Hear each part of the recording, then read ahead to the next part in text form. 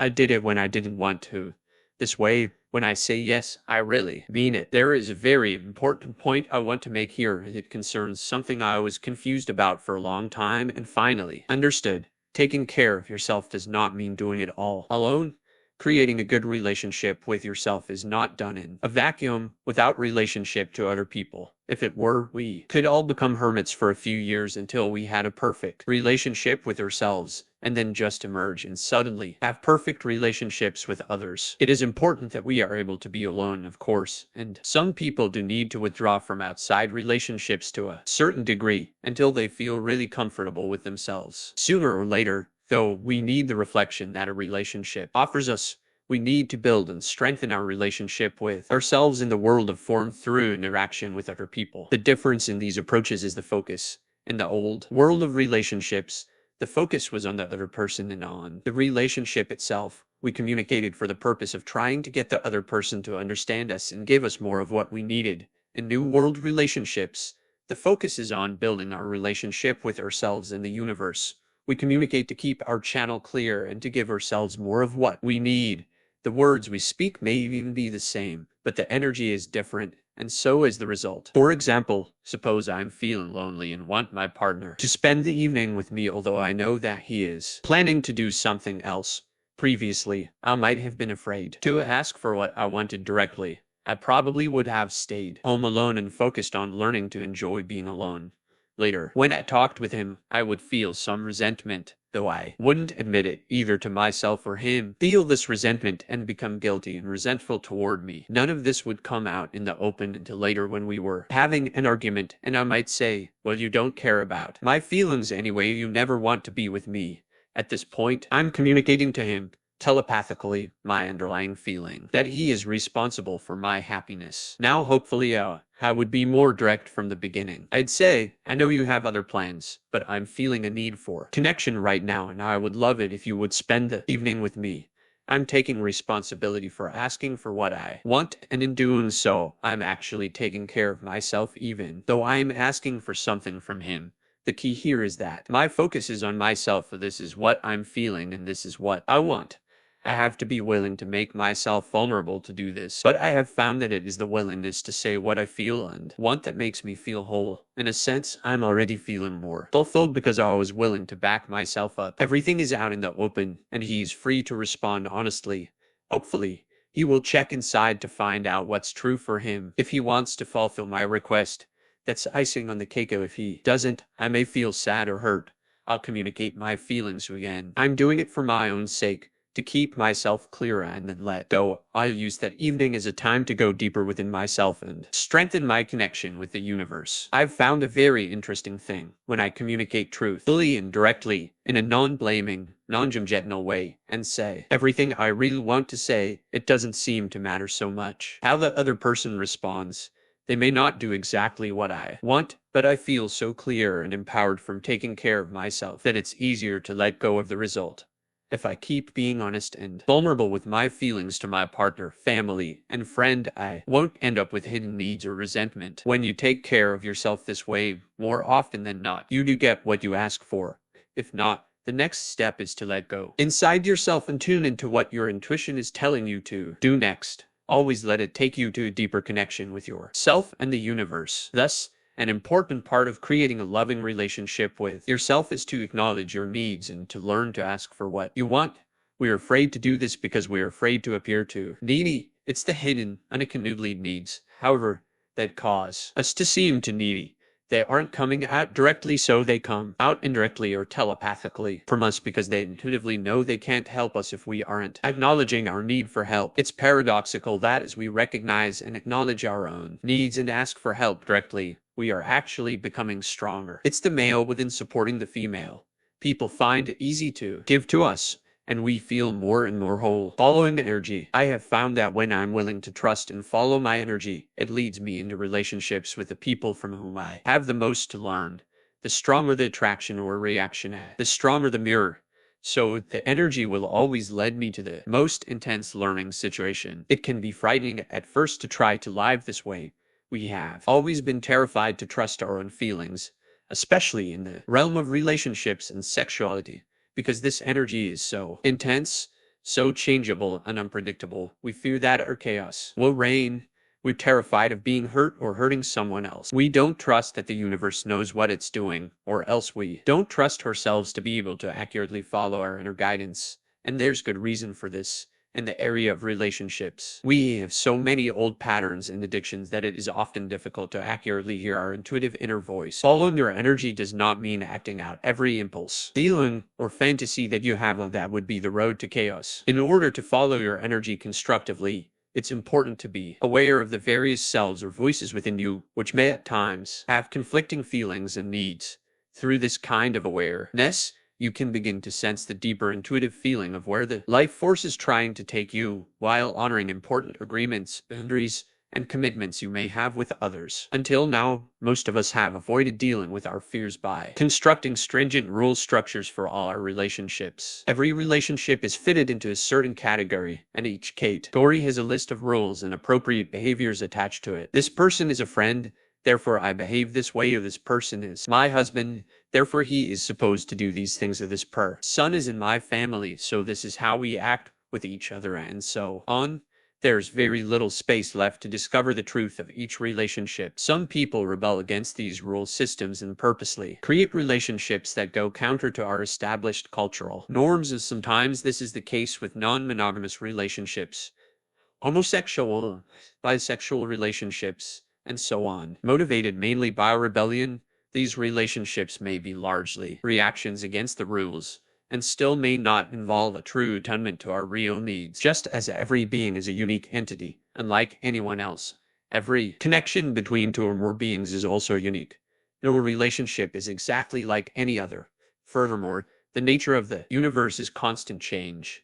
People change all the time, and so do relationships. So when we try too hard to label and control relationships, we destroy them. Then we spend a lot of time and energy fruitlessly trying to bring them to life again. We must be willing to let our relationships reveal themselves to us. If we tune into ourselves, and express ourselves fully and honestly with each other, the relationship will unfold in its own unique and fascinating way. Each relationship is an amazing adventure. You never know exactly where it will lead. It keeps changing its mood, flavor, and form from minute to minute, day by day, year to year. At times, it may take you closer to one another.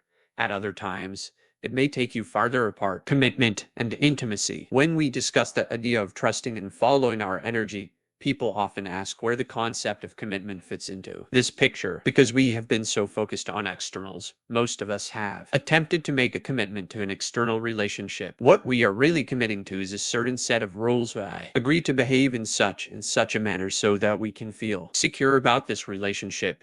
Usually these rules are not spelled out clearly. They are assumed. People say they are in a committed relationship, but seldom clarify to themselves or each other what exactly they are committed to doing or not doing. Generally, in a romantic relationship, one assumption is that the partners are agreeing not to have sex with anyone else. Even that is rather vague, though, as no one defines what having sex is. Often the implied agreement is not to feel sexual attraction toward anyone else. Yet, how can you make an agreement not to feel something if feelings aren't under our conscious control? Can make commitments about how we will behave, since we do have conscious control of our actions. Most people find that a commitment to monogamous behavior is a necessity in order to preserve the sense of intimacy they desire in a primary relationship. The important question is, do we make that commitment as a way of controlling our partner while being monogamous? So you will have to be to or from our own integrity. I choose to be monogamous because I want the depth of intimacy that it will create in my primary relationship. The real problem with many of the commitments we make or assume is that they don't allow room for the inevitable changes and growth of people and relationships. If you promise to behave by a certain set of rules that come from outside of you, eventually you are going to have to choose between being true to yourself and being true to those rules. When you stop being honest and real, there's not much left of you to be in the relationship. You end up with an empty shell of a nice commitment, but no real people in it, because this type of commitment attempts to keep the form of the relationship from changing. More often than not, it simply doesn't last. The fact is that relationships do change form, and no commitment can guarantee that they won't. No external form can give us the security that we seek. You could be married for 50 years, and the 51st year your spouse could decide to leave you. If we only realize this, it can save us so much pain. People who divorce almost inevitably feel that they have failed because they assume all marriages should last forever. In many cases, however, the marriage has actually been a success and it's helped each person to grow to the point where they no longer need the same form. What causes the pain in many cases is that we don't know how to allow the form to change while still honoring the underlying love and connection. When you are deeply involved with another human being, the soul connection often lasts forever. The intensity of energy in the relationship, however, increases or decreases in accordance with how much there is to be learned from it at any given time. When you've learned a great deal from being with someone, the energy between you may eventually diminish to the point where you no longer need to interact on a personality level as much, or at all. Sometimes, the energy renews itself again later on another level. We don't understand this, so we feel guilty, disappointed, and hurt when our relationships change form. We don't really know how to share our feelings effectively with each other, and so we often respond to these feelings by cutting off our connection with the other person. This causes us real pain because we are actually cutting off our own deep feelings. I have found that changes in relationships can be less painful and at times even beautiful when we can communicate honestly and trust ourselves in the process. Most people believe that sacrifice and compromise are necessary in order to preserve a relationship. The need to sacrifice and compromise is based on a misunderstanding of the nature of the universe. We fear that there is not enough love for us and that the truth may be hurtful. In fact, the universe is filled with love, and the truth, when we can see it, is always healing. When I'm willing to be honest and ask for what I want, to continue sharing my feelings openly, I find that the underlying truth in any situation is the same for all concerned. At first it may seem that I want one thing and the other person wants something else. Both keep telling the truth as we feel it. Sooner or later it works out, so that we both see that we can have what we truly want. For example, a couple who were clients of mine were experiencing a great deal of conflict about their work. They were partners in a very successful business. She was tired of the business and wanted to do something else. He loved the work and wanted to continue but did not want to do it without her. They fought constantly about whether to sell the business or desire or continue and expand it at his desire. Once they began to communicate on a deeper level, they uncovered their fears. She yearned to express herself creatively in new ways, but was terrified that she would not be able to successfully step out on her own without his constant support. She was also afraid that she would not be able to make as much money, and he would feel resentful about her diminished contribution to the family income. He was afraid that he would be unable to handle the business successfully without her. He depended heavily on her creative input and did not trust his own intuitive capacity. Also, he feared that his working life would be dull and drab without her warmth and humor. Having expressed their feelings fully, they were able to see that they were both at the point of making a leap into a new level of independence and creativity. They were ready to let go of some of their dependency on one another and develop more trust in themselves. She gradually withdrew from the business and started a new and very different career, which she ultimately found very exciting and rewarding. He continued to run the business and developed it in new and interesting directions. Their relationship was enhanced by their increased independence and self-confidence. For me, commitment in relationship needs to be based on a commitment to myself to love, honor, obey, and cherish my own being. My commitment in relationship is to respect my own truth and do my best to honor the other person's truth as well. Anyone I love, I promise to do the best I can to be honest, to share my feelings, to take responsibility for myself, to honor the connection I feel with that person, and to maintain that connection. While we may have a strong desire and intention to maintain a certain form of relationship, a marriage for example, we can't have any absolute guarantees about a relationship's form. Commitment allows for the fact that form is constantly changing, and that we can trust that process of change. It opens the door to the true intimacy that is created when people share deeply and honestly with one another. If two people stay together on this basis, it's because they really want to be together. They continue to find an intensity of love and learning with each other as they change and grow. Monogamy or not. People often ask me if I think monogamy is necessary in a primary relationship. I usually answer by sharing my own experience. As I mentioned earlier in this book, At one time in my life, I experimented with non-monogamous romantic relationships. Found that while I had wonderful ideals of love and freedom, emotionally, it was way too painful for me. I also realized that one of my underlying motivations was my fear and ambivalence about commitment in relationship. Once I learned about the many different selves within me, realized that some of my inner selves are monogamous and some aren't. In fact, I found this to be fairly universal. We all have certain selves who would love to be free to relate sexually to others, spontaneously, whenever they feel like it. We have other selves who need and desire the security and exclusivity of a monogamous relationship. The vulnerable child within us, in particular, will not really open up in a non-monogamous relationship, since showing our deep vulnerability to another is a key to intimacy. If the vulnerable child is not present in a relationship, we will not experience the depth of closeness most of us yearn for in sexual partnership. That level of intimacy is very important to me. So I came to the understanding that for me, a mutual commitment to monogamous behavior is an important element in my relationship with my partner. We understand that attractions to others are an inevitable part of being alive. We can feel uneven, enjoy those attractions while maintaining appropriate boundaries. If we are honest with ourselves and each other, these experiences can be part of our purr. For more information on this issue, I recommend the book Embracing Each Other and The Tapes, Affairs, and Attractions by Drs. Hal and Sidra Stone. Personal growth and the growth of our relationship. Romance. When we meet someone who is a particularly strong mirror for us, we feel an intense attraction, or we may experience it initially as a repulsion or dislike. Either way, there's a strong feeling if that person is of the sex we prefer and has certain characteristics, may experience the feeling as a sexual attraction. When the energy is particularly strong, we have an experience we call falling in love. Falling in love is actually a powerful experience of feeling the universe move through you. The other person has become a channel for you, a catalyst that triggers you to open up to the love, beauty, and passion within you. Your own channel opens wide. The universal energy comes through, and you have a blissful moment of enlightenment very similar to the experiences some people have after long periods of meditation. This is the most thrilling and passionate experience in the world, and of course, we want to hold on to it.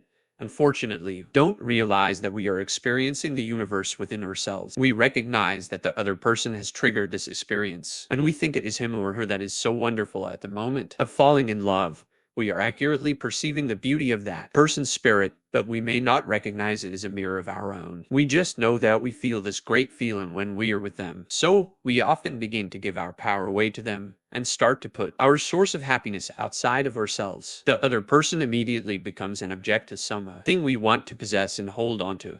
The relationship becomes an addiction. As with a drug, we want more and more of the thing that gets us high.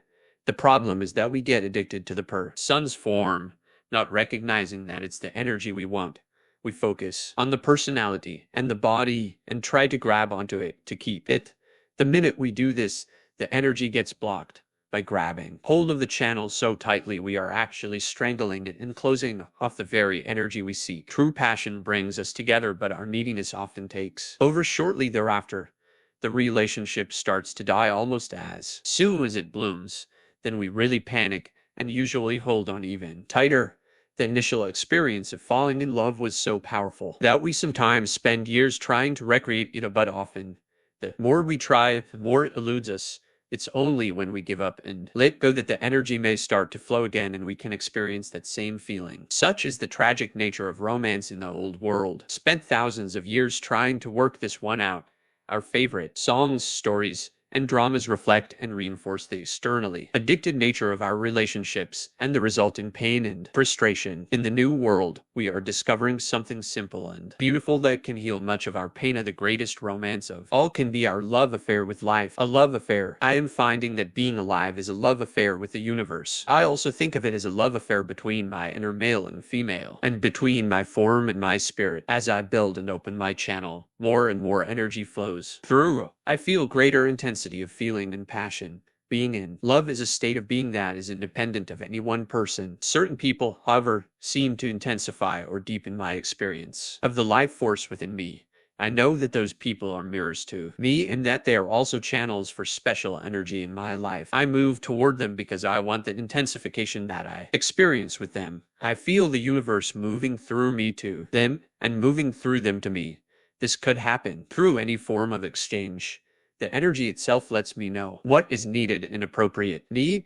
It may be a brief, one-time experience, a glance, or a short conversation with a stranger, or it may be an ongoing contact, a profound relationship that lasts for many years. I see it more and more as the universe coming to me constantly through many different channels. What I have just written is an ideal scene. I certainly am not living it fully at every moment. Many times I am caught up in my fears and insecurities. However, I am experiencing it more and more frequently, and when I do, it feels wonderful. Exercises. 1. Take yourself on a romantic date. Do everything as if you were going out with the most loving and exciting partner you can imagine. Take a luxurious hot bath. Dress in your best clothes. Buy yourself flowers. Go to a lovely restaurant. Take a moonlight stroll. Do anything else that strikes your fancy. Spend the evening telling yourself how wonderful you are, how much you love yourself, and anything else that you would like to hear from a lover. Imagine that the universe is your lover and is giving you everything that you want. 2. The next time that you feel romantic or a sexual charge with someone, remember that it's the universe you are feeling. Whatever you do, whether you act on it or not, just remember that it's all part of your true love affair with life. Chapter 16. Our children. Living as a channel for the universe applies to parenting as much as to every other area of our lives. While I don't have children myself, I have a number of friends who are using these principles in relating to their children. It certainly isn't easy to transform our old concepts and patterns of raising children, but the results are wonderful to see a bright light radiating from these children, satisfaction and fulfillment for their parents, and the depth of closeness and sharing between them. Our old ideas of parenting usually involve feeling totally responsible for the welfare of our children and trying to follow some behavior standard to be a good parent. As you learn to trust yourself and be yourself spontaneously, you may find yourself violating many of your old rules about what a good parent does. Nevertheless, the energy and allevance that is coming through you, your increasing sense of satisfaction in your life, and your trust in yourself and the universe will do far more to help your child than anything else possibly could. In a sense, you don't have to raise your children at all. The universe is the true parent to your children, and you are simply the channel. The more you are able to follow your energy and do what is best for you, the more the universe will come through you to everyone around you. As you thrive, your children will too. When babies are born, they are powerful, intuitive beings, newly arrived in the physical world. They spend their first years learning to live in a body. Their forms are younger and less experienced than ours, but their spirits are just as developed as ours. In fact, I believe that we often have children who are spiritually more developed than we are, so that we can learn from them. Our children come into the world as clear beings. They know who they are and what they are here to do. I believe that on some level of consciousness, parents and children have made an agreement. The parents have agreed to support and assist the child in developing his form of body, mind, and emotions and learning how to operate in the world. The child has agreed to help the parents be more in touch with their intuitive selves. Because children have not yet lost their conscious connection to their spirit, they provide us with considerable support in reconnecting with our own higher selves. Our children essentially need two things from us. 1. They need to be recognized for who they really are. If we see and know that they are powerful and sophisticated spiritual beings and relate to them that way from the beginning, they will not need to hide their power and lose touch with their soul as many of us have. Their being will receive the support and acknowledgement they need to remain clear and strong. 2. They need us to create an example for them of how to live effectively in the world of form. As we do this, they watch how we live and imitate us, being very perceptive and pragmatic. They copy what we actually do and not what we say. In return for taking responsibility for these two things, we receive from our children endless amounts of vibrant energy. Unless they are shut down at a very early age through lack of support, children are very clear and powerful channels. Because they have not yet developed much rational censorship, they are almost totally intuitive, completely spontaneous, and absolutely honest. From watching them, we can learn a great deal about how to follow energy and live creatively. Most parents have not been able to fulfill their responsibilities as successfully as they would have wished. In general, parents have been confused about their roles and responsibilities. They haven't had any clear models or guidelines. Until very recently in human history, no one did much research on parenting, and there are still very few resources for educating oneself about how to be a parent. Most people parent in a rather hit or miss fashion. So everyone has made plenty of mistakes. I've met a lot of parents who, now that they have become more conscious, feel tremendous guilt and sadness in looking back on how they've raised their children. It's helpful to remember that children are powerful, spiritual beings who are responsible for their own lives. They chose you as a parent so that they could learn the things they needed to work out in this lifetime. Also, it helps tremendously to know that as you grow and evolve, they will be positively affected and supported by your transformation. They will change as you change, even if they are grown and live far away from you. All relationships are telepathic. So no matter what the physical distance, they will continue to reflect you, because we have not been sufficiently tuned to our own being. It's been hard to recognize and trust the spirit within our children, because they were physically undeveloped and rationally unsophisticated. We thought they were less aware and less responsible than they really are. I've observed in many people the underlying attitude that children are somewhat helpless or untrustworthy, and that parents are responsible for controlling and molding them into responsible beings. Children, of course, pick up this attitude and reflect it in their behavior. If you recognize and treat them as powerful, spiritually mature, responsible beings, they will respond accordingly. Children as mirrors. Because young children are relatively unspoiled, they are our clearest mirrors. As intuitive beings, they are tuned in on a feeling level and respond honestly to the energy as they feel it. They haven't learned to cover up yet. When adults do not speak or behave according to what they are actually feeling, children pick up the discrepancy immediately and react to it. Watching their reactions can help us become more aware of our own suppressed feelings. For example, if you are trying to appear calm and collected, when inside you are feeling upset and angry, your children may mirror this to you by becoming wild and disruptive. You are trying to maintain control, but they pick up the chaotic energy inside of you and reflect it in their behavior. Oddly enough, if you express directly what you are truly feeling without trying to cover it up, I'm feeling really upset and frustrated because I've had a rotten day. I'm mad at the world and at myself and at you. I want you to be quiet so I can have peace and quiet to try to sort out my feelings. Will you please go outside for a few minutes or they will usually calm down. They feel comfortable with the truth and the congruity between your feelings and your words. Many parents think they have to protect their children from the parents of confusion or so-called negative feelings. They think that being a good parent means maintaining a certain role, always being patient, loving, wise, and strong. In fact, children need honesty. They need to see a model of a human being going through all the different feelings and moods that a human being goes through and being honest about it. This gives them permission and support to love themselves and allow themselves to be real and truthful. Sharing your feelings with your children does not mean dumping your anger on them or blaming them for your troubles. It also does not mean you can expect them to be your partner or therapist and help you with your problems. The more you practice expressing your feelings honestly as you go along, the less likely you are to do these things. Being human, however, you probably will dump your anger or frustration on them from time to time. Once you see that you've done it, tell them you realize that you dumped on them and that you are truly sorry, and then let it go. It's all part of learning to be in close relationships. Children also serve as our mirrors by imitating us from a very young age. We are their model for behavior, so they pattern themselves after us. Thus, we can watch them to see what we are doing. Children often reflect either our primary selves in the ways they are similar to us, or our own disowned selves in the ways they are different from us. When they behave in ways that we find upsetting or mystifying, they are usually acting out one or more of our disowned selves or our shadow side. For example, a woman friend of mine is a very sweet, loving person who is a committed pacifist. She was shocked and horrified to discover that her little boy loved playing with toy guns. Of course, he was reflecting her disowned, aggressive side. When your child does something you don't like, tell him or her how you feel about it and deal with it directly. But also ask yourself in what way that behavior mirrors you or how you might be supporting it in your own process. For example, if your children are being secretive and hiding things from you, ask yourself if you have been really open and honest about all your feelings with them. Is there something you are hiding from someone or from yourself? Is there some way you don't trust yourself and therefore don't trust them? If your children are being rebellious, take a look at the relationship between your own inner authoritarian and rebel. If your inner authoritarian has a lot of control in your life, your children may be acting out your suppressed rebellious side.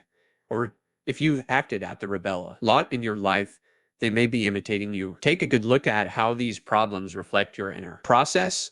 If you learn from your experiences and grow, so will your children. Externally, a lot of these problems can be worked through by deeply and sincerely sharing your feelings and learning to assert yourself, and by encouraging your children to do the same. You may want to get support from a professional counselor or family therapist to help the whole family change its old patterns. I have found that, for many people, parenting has been a convenient excuse not to do their own learning and growing.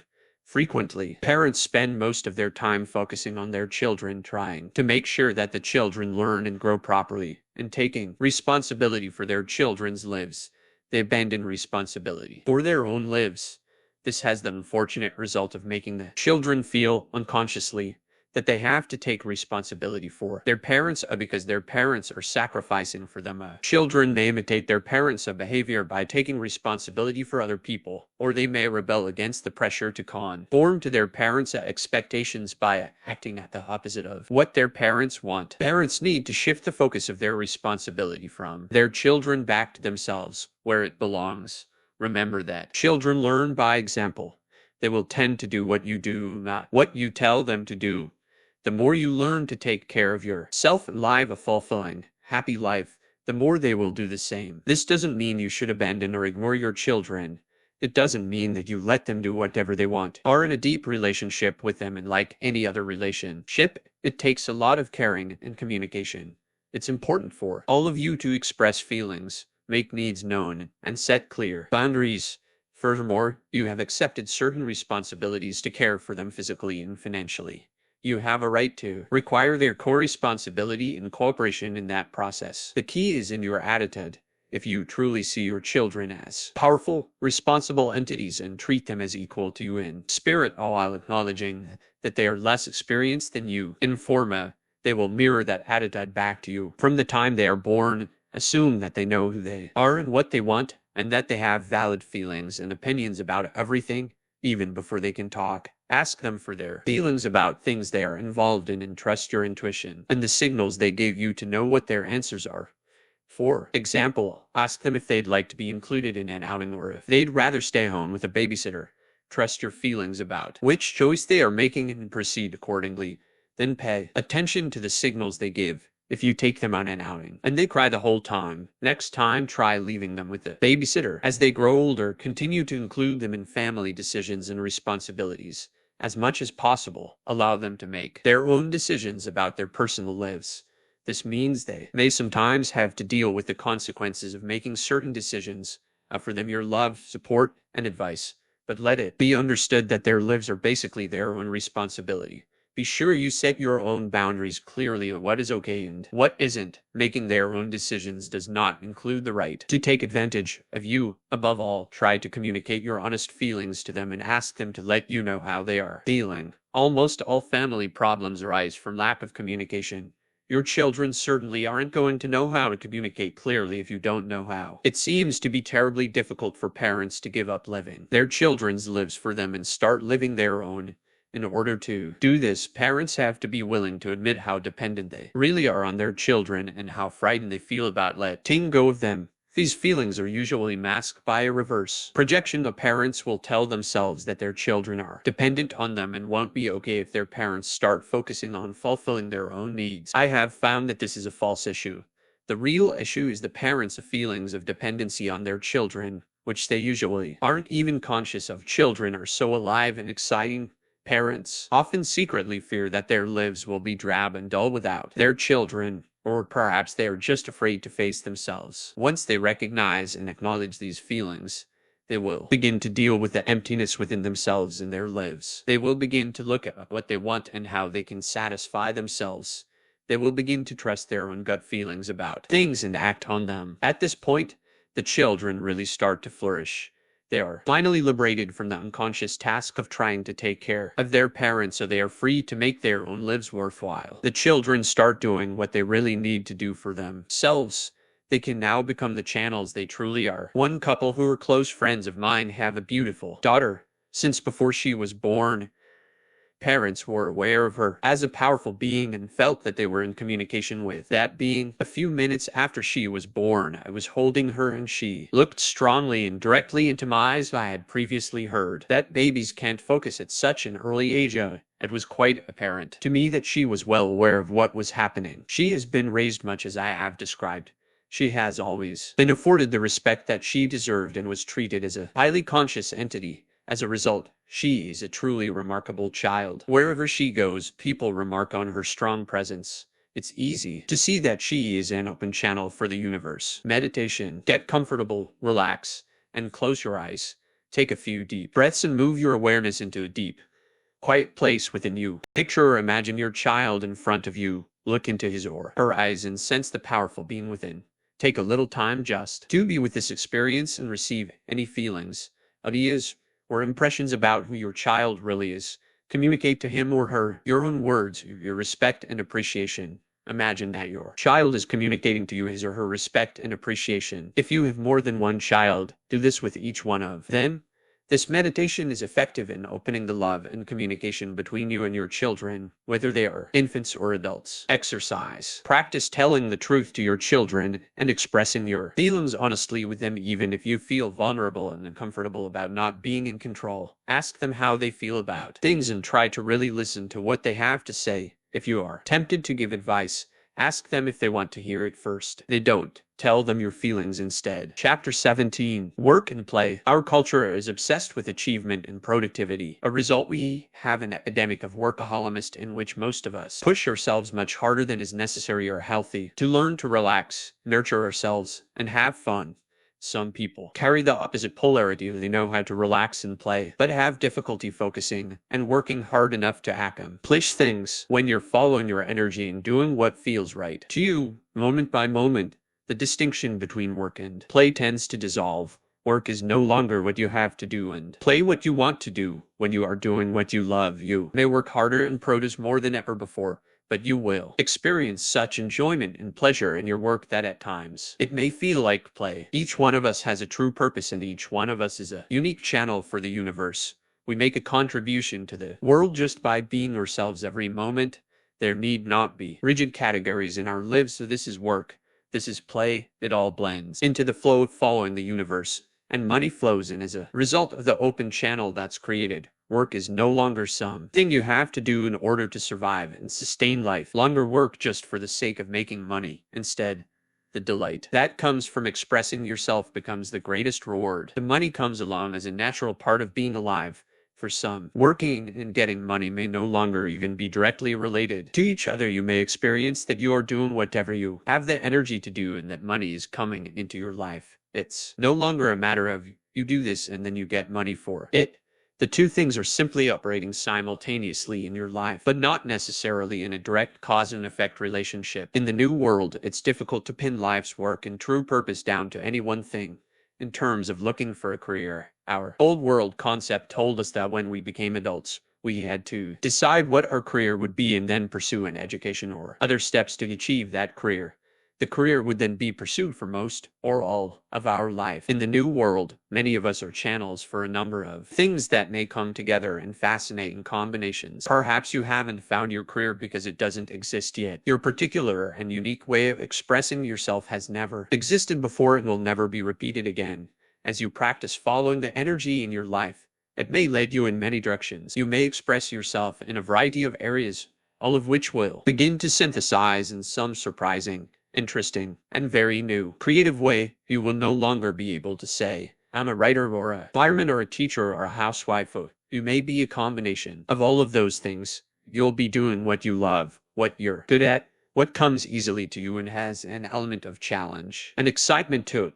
Whatever you do will feel satisfying and fulfilling to you. It will no longer be a matter of doing things now for later gratification. I will work hard now so that I can get a better job later. I will work hard now so that I can retire and enjoy my life. I will work hard now in order to have enough money and time to have a vacation where I can have fun. It's the fulfillment of what you're doing at this very moment that counts. And being a channel, everything you do becomes a contribution. Even the simplest things are significant. It is the energy of the universe moving through us that transforms, not just the specific things we do. When I write a book that has a certain impact on a reader's life, it's because of the energy of the universe that comes through me and connects to the reader's deeper levels of awareness. The words and ideas are the icing on the cake. They are the things that enable our minds to grasp what has already been changed. It is not so important that I wrote a book. What is important is that I expressed myself, opened up, and allowed the creative energy to flow through me.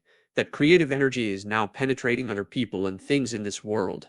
I had the joy of that energy moving through me, and other people had the joy of receiving that energy. That's the transformational experience. Whether you are washing the dishes, taking a walk, or building a house, if you're doing it with a sense of being right where you want to be and doing what you want to be doing, that fullness and joy in the experience will be felt by everyone around you. If you're building a house and somebody walks by and sees you doing it, they will feel the impact of the fullness of your experience. Their lives will be transformed to the degree that they are ready to allow the energy's impact. Though they may not know what hit them, they will start to experience life differently. It's the same when you're just being. If you walk into a room feeling whole and expressing yourself in whatever way feels right to you, then everyone in the room will be affected and catalyzed in their own growth process, even though they may not recognize it or know anything about it consciously. You may at times be able to see the direct result of your channel operating. You will see proof of it in watching the changes in people. It is an incredibly exciting and satisfying experience. You can see that it may no longer be an issue of focusing on one lifelong career. At times in your life, you may be led to focus and build structure in one particular area of knowledge or expertise.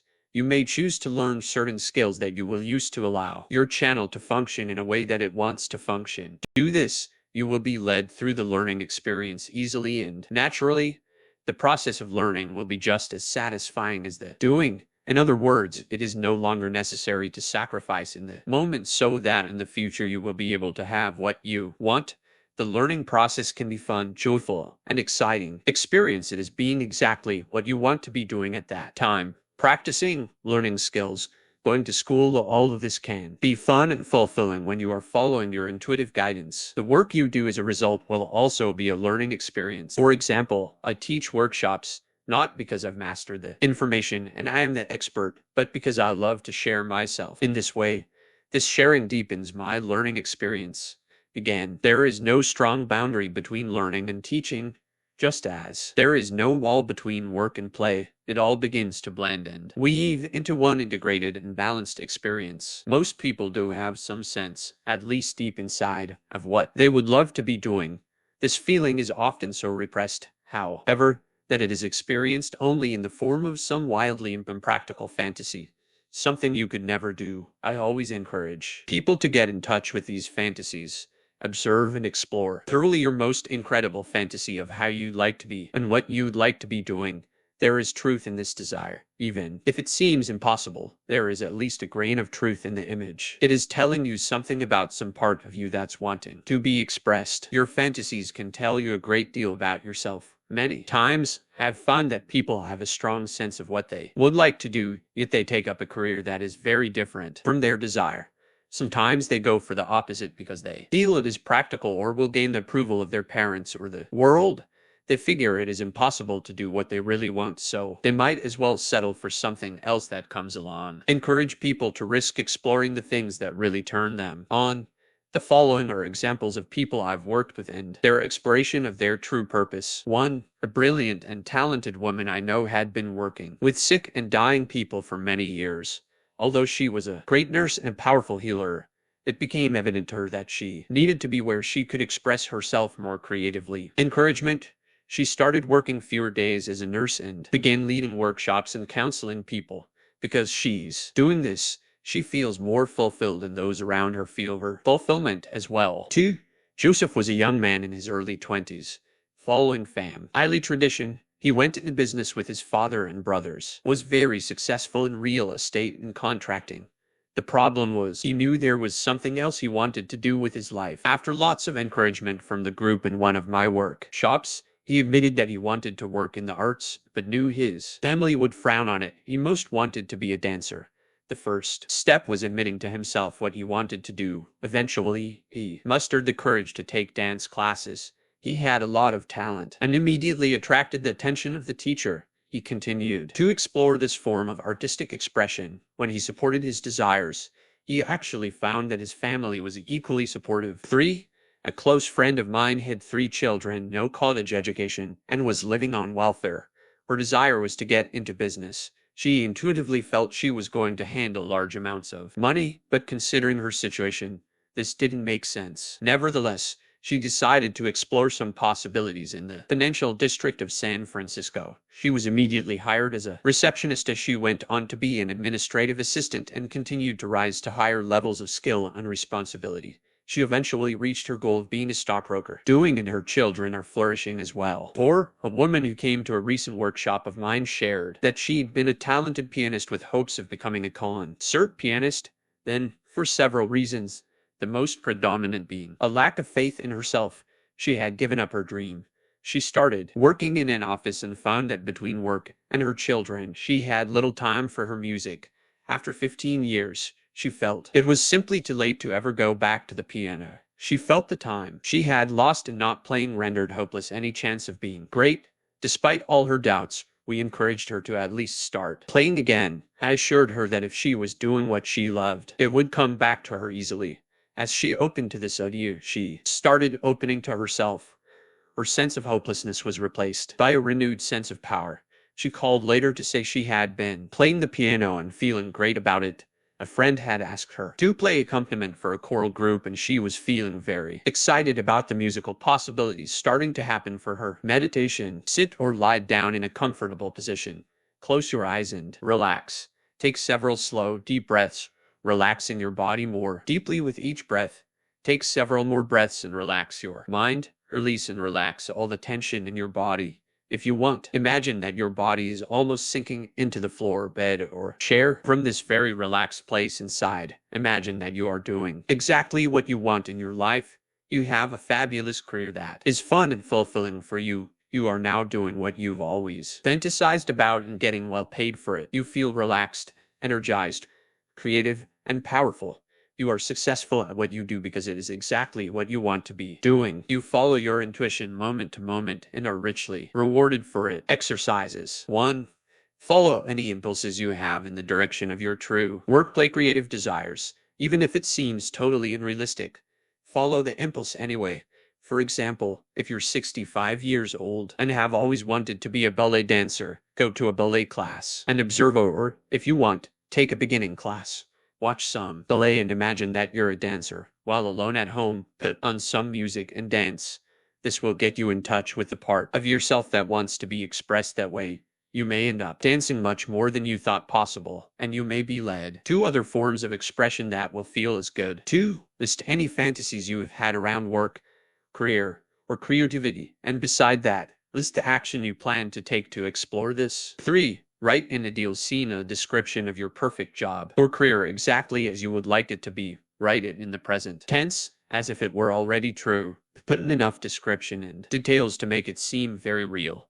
Put it away somewhere and look at it again in a few months or even a year or two. Unless your fantasy has changed completely in that time, chances are that you will find you have made significant progress in the direction of your dream. Chapter 18. Money. Money is a symbol of our creative energy. We have invented a system whereby we use pieces of paper or metal to represent a certain unit of creative energy. For example, you earn money by using your energy, then you trade that money to me in exchange for the energy I put into writing this book or leading a workshop, and so forth. Because the creative energy of the universe in all of us is limitless and readily available, so, potentially, is money. When we follow our inner guidance and move with the flow of energy in our lives, we find we have enough money to do the things we truly need and want to do. A shortage of money often mirrors the fact that our energy is blocked in other ways. Money is a symbol of our creative energy. We have invented a system whereby we use pieces of paper or metal to represent a certain unit of creative energy. For example, you earn money by using your energy, then you trade that money to me in exchange for the energy I put into writing this book or leading a workshop, and so forth. Because the creative energy of the universe in all of us is limitless and readily available, so, potentially, is money. When we follow lower inner guidance and move with the flow of energy in our lives, we find we have enough money to do the things we truly need and want to do. A shortage of money often mirrors the fact that our energy is blocked in other ways. If you have too little money, you're always struggling to get more money and always afraid there won't be enough. There's always that terrible pain inside that you don't have enough of what you need. On the other hand, from this perspective, even if you have a lot of money, it's painful because you're always afraid you're going to lose it. You can never have enough money to ensure that you won't be afraid. People with little money seldom realize that people who have a lot of money are also frightened. They're basically insecure because they never know if they might lose their money. Circumstances out of their control might rise, or they might make a foolish investment, or somebody might steal their money. Security is based on having money. It doesn't matter whether you have a little or a lot, you're going to be afraid. If we don't realize that money is a symbol of infinite energy, and we think there is only a limited amount of it in the world, we are stuck with two options: that we can choose to have a lot of money and feel guilty, or we can choose to do without and resent those who have more. If you chose to have money, you will live with the knowledge that others have less than you. You may fear that your having more causes others to have less. You may choose to deal with the guilt by trying to deny or ignore the feeling, or you may choose to ease your conscience by attempting to help those who are less fortunate. On the other hand, you can choose to say, I won't carry that guilt. I won't take more than my share. I don't care about money anyway. Therefore, I will keep what I have to the minimum, sure that I am not taking from somebody else. The problem with this attitude is that you may end up feeling deprived. You see all the beautiful, wonderful things in the world that you would like to have and enjoy, but you can't.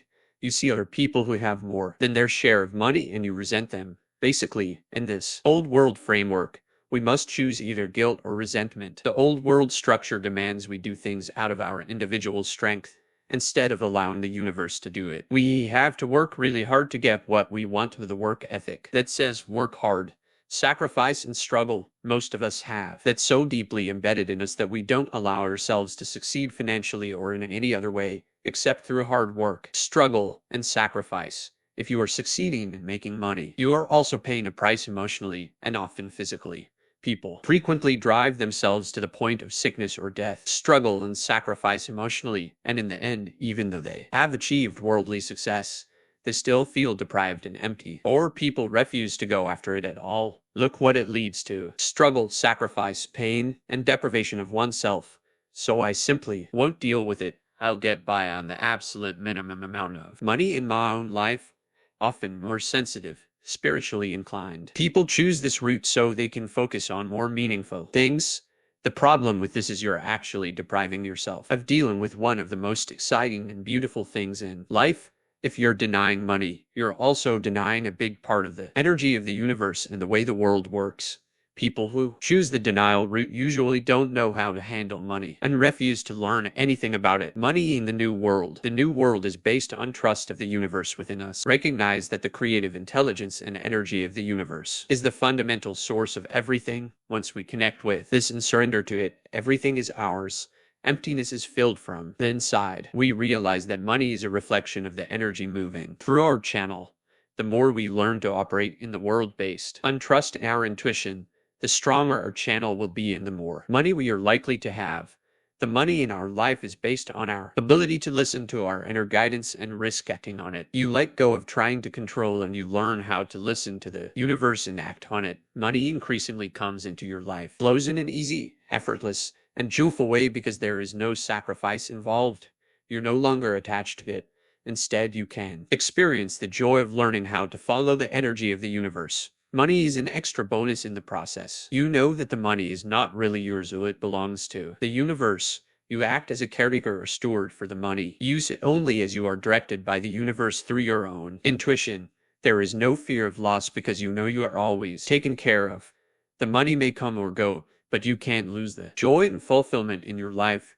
When you feel this secure and free, you often attract more and more money, so that you are continually pushed to deepen your trust at more intense levels with higher stakes.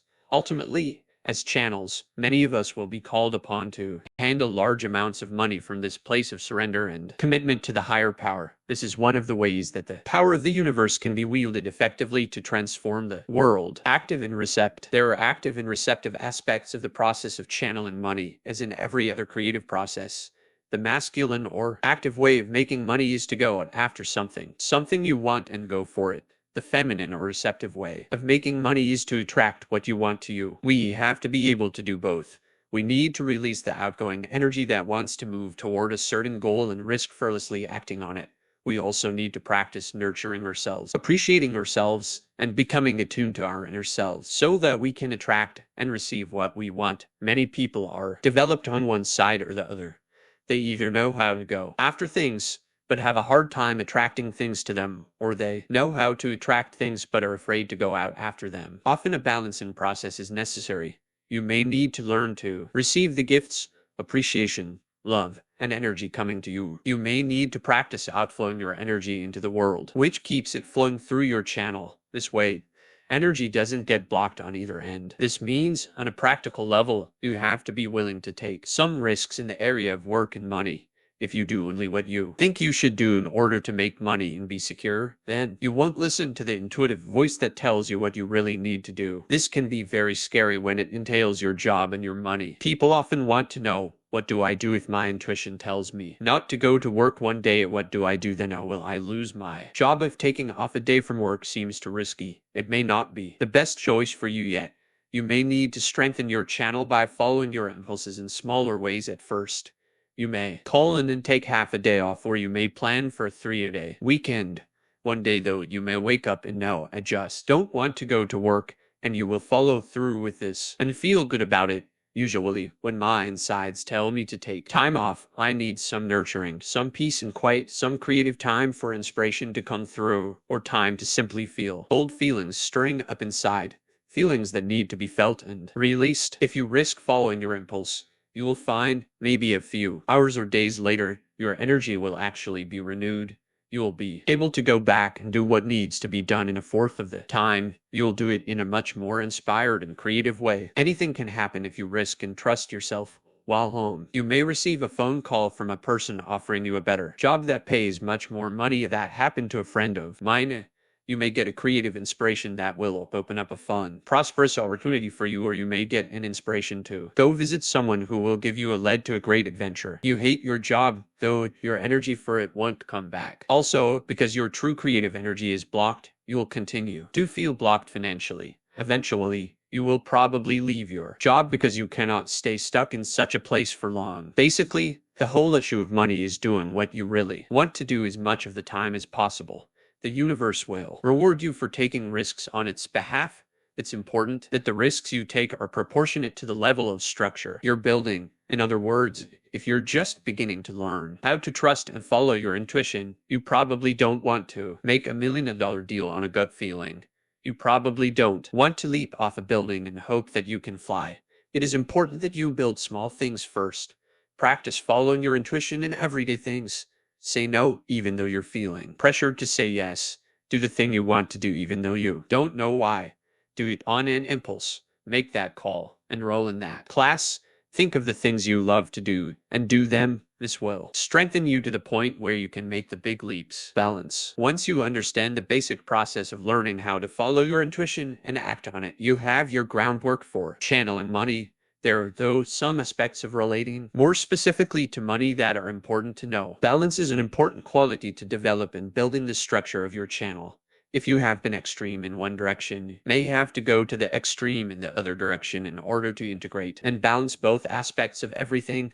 For example, if you have been very careless and casual about money, or if you have been a person who has denied the existence or importance of money in your life, you may need to build structures specifically related to money. These include learning to balance your checkbook, budgeting money, and gaining an understanding of the rules that govern how money works in the world. You will find these practices interesting, even fascinating. They are no longer something that will block you from the spirit. They will open the way for you to have more spirit flowing through you. People who have little understanding of money have usually chosen to avoid structure on one level or another because they feel rules, regulations, and details will keep them from experiencing the magic of life. They're afraid they'll spend all their time in their rational mind instead of following their flow. If you have this fear, tune in and ask the universe for guidance. You'll want to do this in a way that makes you feel good. Perhaps it would help to hire someone to show you how to organize your finances. It does not have to be a painful process. You will find it to be energizing and supportive in your life, as opposed to painful and boring. Those who have already applied a great deal of structure to working with money in the world may need to let go and relax that structure. It's time to stop following your rules and allow the inspired aspect of the spirit of money to work in your life. Trust your intuition to guide you and take more risks in doing things differently than usual. Similarly, if you've been a person who has saved your money and been very careful about spending it, you need to learn to spend more impulsively based on your intuition. Spend on the basis of a gut feeling of wanting something. Learn to follow these impulses, and you'll find you won't end up broke. In fact, it actually creates a greater flow of money in your life. You're able to release and give it out based on your intuition. If you have been a spendthrift and always spent more than you actually have, you will probably need to plan more and budget. Again, do it in accordance with an inner feeling. If you're open to it, your intuition will tell you, hey, learn something about planning, learn something about budgeting. It will support and help you. It won't make you feel restricted. If you follow your intuition about this, you will be led to people who can show you how to do it, and it will be an interesting process. Again, it will support your channel focus. Another important thing to know about how money works is that it will always flow into whatever you've created in your life to receive it. Because it's energy, it will be attracted to what you need or want or envision. If you have always operated on a survival level with money, having only enough money to take care of your basic needs, that's where your money will go. If you start to attract more money into your life, you may have the tendency to increase your. If you have serious chronic money problems or debts, I recommend getting help from Debtors Anonymous, one of the 12-step programs. Basic needs and still only make enough to survive. That's what happened to me for a long time. I had an underlying program that said I can only have as much money as I need. It's not okay to have more than I need. Consequently, created more needs and ones that weren't particularly rewarding. My car would break down and I'd have expensive repair bills, or my cat would get sick and I'd have an expensive vet bill. Any extra money that came in would go towards something that was an emergency or a basic need. There was still nothing extra for fun and creative play or greater luxury. I found that I needed to create a budget that included what I wanted as well as what I needed. I started at a reasonable level. I'd like to buy at least one item of clothing each month that's fun or more luxurious. I'd also like to do some activity that would be fun. I would include these in my budget, and the money for them would then flow in.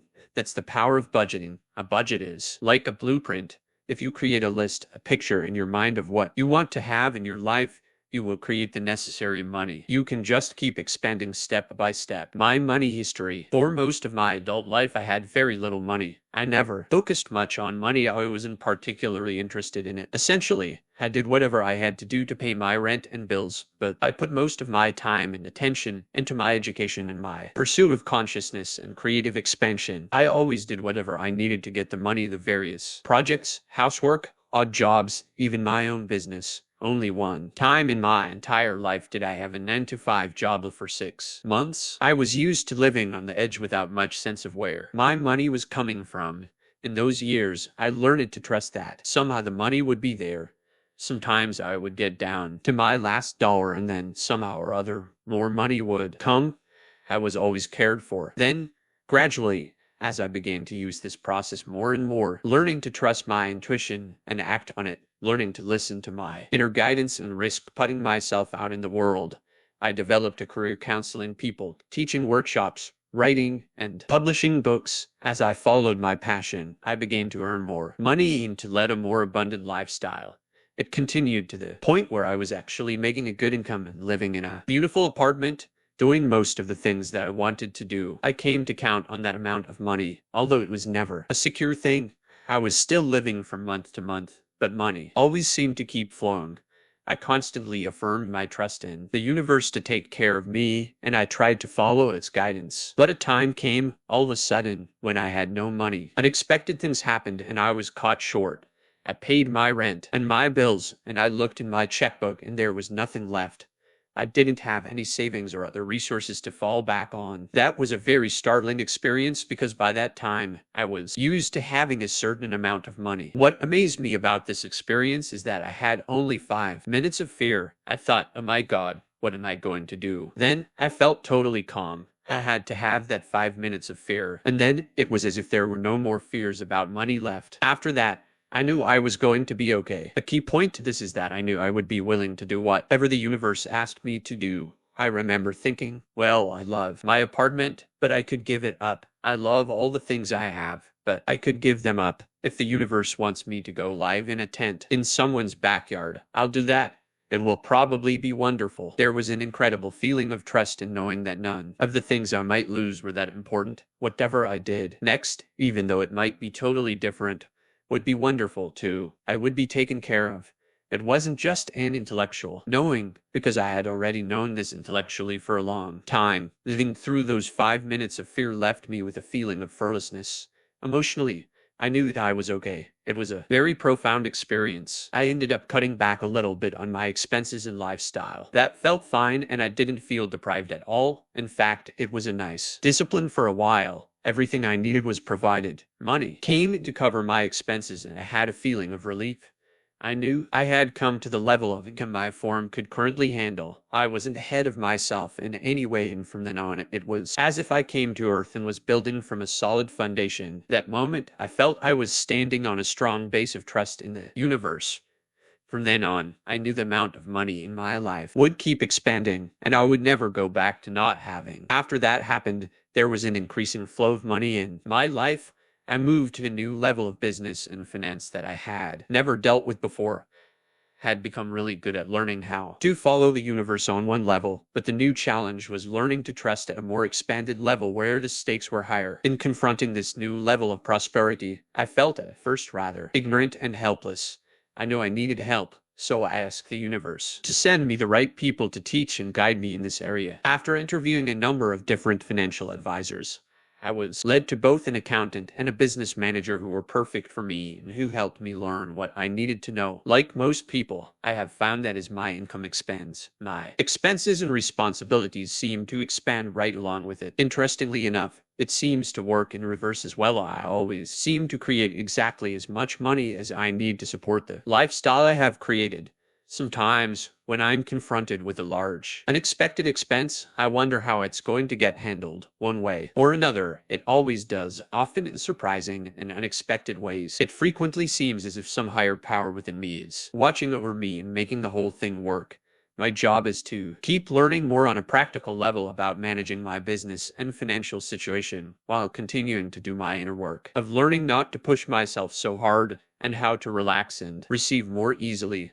The more I bring myself into balance, the more smoothly money flows in my life. For more of my ideas and practical techniques about money and prosperity, please read Creating True Prosperity and the Creating True Prosperity Workbook. Here is a wonderful story that illustrates the miraculous way the universe works when we trust and follow our intuition. In the original edition of Living in the Light, I wrote about buying a piece of property in Hawaii because I had a strong feeling that it was the right thing to do. Logically, it did not make sense, and my financial advisors were not in favor of it. Still, I went ahead because it felt right to me. One factor in this decision was the fact that this beautiful land was about to be bought by an unscrupulous and exploitive developer. At the time I wrote the book, I wasn't quite sure what would happen next, but felt very empowered by trusting myself that much. Subsequently, I had many moments of doubting that decision. I wanted to create a home and a retreat center in Hawaii, but I soon realized this piece of land was not large enough. Also, this land was on Maui, and I felt strongly that I needed to be on Kauai. I eventually decided to sell this property. It took quite some time before it was sold, however, and ultimately resulted in a moderate financial loss for me. Since the sale was handled by an agent, I didn't meet the purchasers of the property. I chalked the whole thing up to a learning experience and eventually bought the property I really wanted on Kauai, where I still live. A few years later, my mother, who lives on Maui, happened to meet the two men who had bought my property. They told her this amazing story. They had been living in Los Angeles, working hard and longing for a big change in their lives. They read my book, Creative Visualization, and decided to move to Hawaii. They began visualizing the ideal property they would like to find there, and got a very vivid image and feeling about it. They took a trip to Maui and looked at many pieces of property, but none was right. Just as they were about to leave, they went to see one last piece, and it was exactly as they imagined. Someone else had put in an offer, but that offer fell through, and they were able to buy it. Only when they signed the papers did they realize that they were buying my property. We eventually became friends. They developed the property beautifully, creating a lovely flower farm and bed and breakfast, and have lived there happily for many years. I now feel that it was guided to buy that property in order to make sure that it got to the people who were meant to care for it. I may have lost some money, but I gained enormous satisfaction. Meditation. Sit or lie down in a position that is comfortable for you. Close your eyes and begin breathing in an easy, natural way. Breath. You are becoming more deeply relaxed. Begin to notice how you're feeling. How do you feel emotion? Allah, how does your body feel? Notice the energy in your body. What does it feel like to see yourself taking in more energy with each breath? You are energized and alive. Start to imagine this energy as money. As you open to your own energy, you open to abundance. Imagine having all the money you need to do the things that are most important to you and to create a lifestyle that is in harmony with your being and with the earth. Exercise. Lack of money may mirror the energy blocks within you. Write down all the ways in which you limit your desires and creativity. In what ways are you not doing what you want to do? Some examples of this are: 1. I'm doing administrative work in an office when I'd rather be working with children. 2. I want to meditate, but there's never time. 3. I'd like to explore my art more, but I have no time. I have to earn a living. 4. I want to tell my mother or friend, Audra, how I'm feeling, but I'm afraid I'll hurt her. Emma. Now imagine yourself doing exactly what you want to do in each of these areas. Chapter 19. Health. Our body is our primary creation, the vehicle we have chosen to express us in the physical world. By looking at our bodies, tending to them, and feeling them, we can read a great deal about our spiritual, mental, and emotional energy patterns. The body is our primary feedback mechanism that can show us what is and isn't working about our way of thinking, expressing, and living. Any normal child who's had a reasonably positive environment has a beautiful, lively body filled with vitality. That beauty, elegance, and vitality are simply the natural energy of the universe, flowing freely through, unimpeded by negative habits. Small children in a supportive environment are totally spontaneous beings. They eat when they are hungry, fall asleep when they are tired, and express exactly what they feel. Therefore, their energy doesn't get blocked, and they are constantly renewed and revitalized by their own natural energy. But because none of us have had even a close to perfect upbringing, very early we begin to develop habits that run counter to our natural energy. These habits are designed to help us survive in the neurotic world in which we find ourselves. We pick these patterns up from our families, friends, teachers, and the community in general. As we follow the behavior we have observed in others, or as we attempt to follow the rules laid down by others, we may move in ways that are counter to our own natural flow. We stop acting on what we know physically and emotionally. We no longer say and do what we really feel. We stop listening to the signals our body gives us about the food, rest, exercise, and nurturing it needs. It becomes too risky to follow our own energy, so we block that flow and gradually begin to experience less and less energy and vitality. The energy flow diminishes. The body is not physically revitalized as quickly, thus it begins to age and deteriorate. As we repeat chronic negative behaviors, our bodies begin to reflect these patterns, such as hunching over to express the inner pattern of making oneself small and powerless. If you are willing to allow the energy of the universe to move through you by trusting and following your intuition, you will increase your sense of elegance, and your body will reflect this with increasing health, beauty, and vitality. Every time you don't trust yourself and don't follow your inner truth, you decrease your elegance, and your body will reflect this with a loss of vitality, numbness, pain, and eventually physical disease. Disease is a message from our bodies telling us that, in some way, we are not following our true energy or supporting our feelings. The body gives us many such signals, starting with relatively subtle feelings of tiredness and discomfort. If we don't pay attention to these cues and make the appropriate changes, our bodies will give us stronger signals, including aches, pains, and minor illnesses. If we still don't change, a serious or fatal illness or accident may eventually occur. The stronger messages can often be avoided by paying attention to the subtler ones. But once a strong message has come, it is never too late to be healed, if that is what we truly desire. At this point, however, many beings do not choose the healing. They decide to leave their bodies and start over with a new one, or move to another realm rather than trying to work their way through all the old patterns in this one. If you are suffering from dis-ease, rest. Your body always wants rest and ease if it's sick. Then, when you've become quiet, ask your body what the message in your illness is.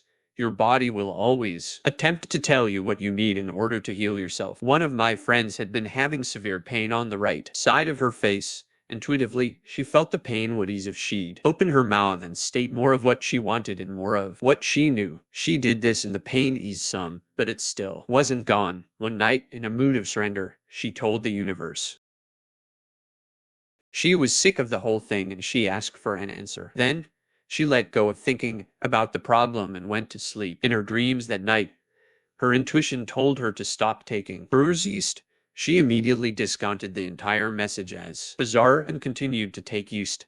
Then a few days later, after continued prodding from her intuition, she stopped taking yeast. 2 days later, her face pain cleared up. When you ask for a healing, you never know what your body is going to tell you. It may tell you to stop or start eating something, express some feelings to a friend, quit your job, or go see a doctor. The key is to ask and then listen for a response. A client came to me who had been suffering from severe back pain for a year and a half. During the session, I asked him to contact the pain and ask his body what it was trying to tell him. Doing this, he realized he had not yet grieved his mother's death or expressed the anger he felt toward his father. He was holding both anger and sadness in his back. Recognizing this relieved some of the pain. After more talking, he was able to cry about his mother's death. Shortly after this, he became willing to express his anger toward his father. He started by talking to me about it as well as writing out all his feelings. His back pain went away. His back pain has continued to be a barometer of suppressed feelings that he knows now that if he's in pain, he needs to back himself up by expressing some feelings. Once we've developed a symptom, it can recur if the behavior recurs. Our bodies serve us by accurately informing us of any blocked energy. Below, I've listed some common causes of pain or illness in the body. These may or may not be accurate for you. Each is accompanied with a healing affirmation. Use them if they feel right for you, or make up your own. Headache into conflicting energies or feelings within. Allow both sides to have a voice. I am now willing to hear all my feelings. Cold of the body needs rest. A clearing out of the old of the body needs to get back into balance. I am now willing to let go of the old. I now have rest and ease in my life. My body is in perfect harmony. Complexion problems. A held back male energy. I need to take action and or express yourself more directly. I go a lot for what I feel and what I want. I express my feelings clearly and directly. Skin rashes. A wanting to break out and take action. Ask yourself, what am I itching to do? I act on what my intuitive tells me. I am willing to try new things. I do what I want to do. Allergies. A lack of trust in the intuitive or instinctual energies. Repressed feelings. Allergies related to watery eyes are often indicative of suppressed sadness. I trust and express my feelings. It's safe to feel and express my sadness and anger. Back pain. A feeling that you have to support others, the world. A need to express and support your feelings. Lower back pain is often suppressed sadness. Upper back pain is often suppressed anger. I support all my feelings. I take care of myself. I express and trust my feelings. I trust others to take proper care of themselves. Menstrual cramps. I'm not fully listening to and honoring your female aspect. I need to be quiet and go within. I honor my female completely and act on what she tells me to do. I relax, rest, and nurture myself regularly. Vision problems. Not wanting to look at certain things within yourself or in the world. Often there is a decision early in life not to look at what you are intuitively seeing because it is too painful. When the inner vision is shut down, the external vision is impaired as well. I am now willing to see everything in my life clearly. Hearing problems. Needing to shut out external voices and influences. Needing to listen more to your inner voice. I don't have to listen to anyone else. I listen to and trust my own inner voice. Addiction. The more uncomfortable we are about trusting our natural energy, the more likely we are to use drugs such as coffee, cigarettes, alcohol, unwholesome foods, or too much food, marijuana, speed, cocaine, or whatever, to attempt to manipulate our energy. We thereby deplete and denigrate the body further. Most people are afraid of their energy and power. They're either afraid of being too much or too little, or they're afraid of having too much energy or not enough.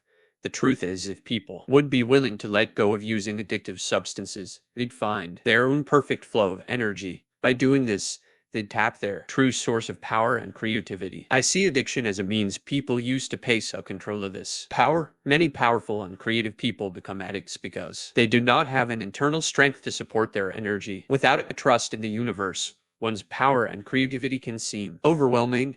With substances, you can force your natural energy, or you can dampen it. But either way, you're stopping the natural flow of the universe coming through. You don't have to be a full-blown addict to realize you're using a substance to manipulate your energy. You may realize you're drinking 3 cups of coffee to energize yourself, then discover you're depleted later. We are a nation addicted to coffee, which I consider a strong drug because it seriously impairs your ability to trust and follow your energy. The key is to notice what you're doing.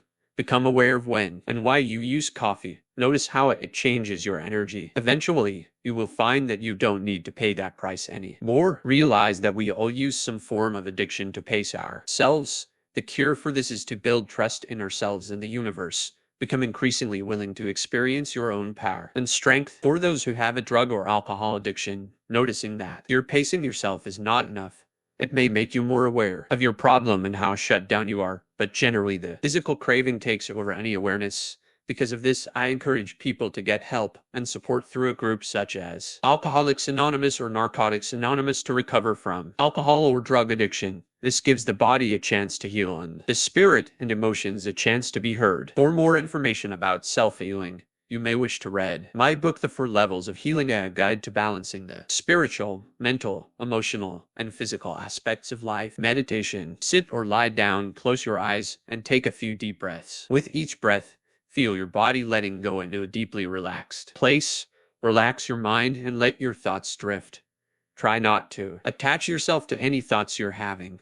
Feel yourself relax into a quiet place within. This deep place is a source of nourishment and healing for you. Know that you can go here and find anything you need to know to heal yourself. If you've been having a problem with your health or you have a question you want to ask your intuition about your body, take the opportunity to do this now. Ask, what do I need to do to heal myself now? What does my body need? When you ask, stay open to any answers that will come to you. An answer or an intuitive feeling may come right away, or it may come in the next couple of days. It may come to you in a direct solution, or you may be guided to a person or place that will give you the answers you need. Know that you can heal yourself and that limitless wisdom lies within you. Say these affirmations silently or aloud. I am now healing myself. I am energized, alive, and filled with radiant health. Alternative meditation. If there is a particular part of your body that is sick or in pain, try this meditation. Get comfortable. Take a few deep breaths. Completely relax your body and mind. Now, put your consciousness into that place and ask it what it is feeling and what it is trying to tell you.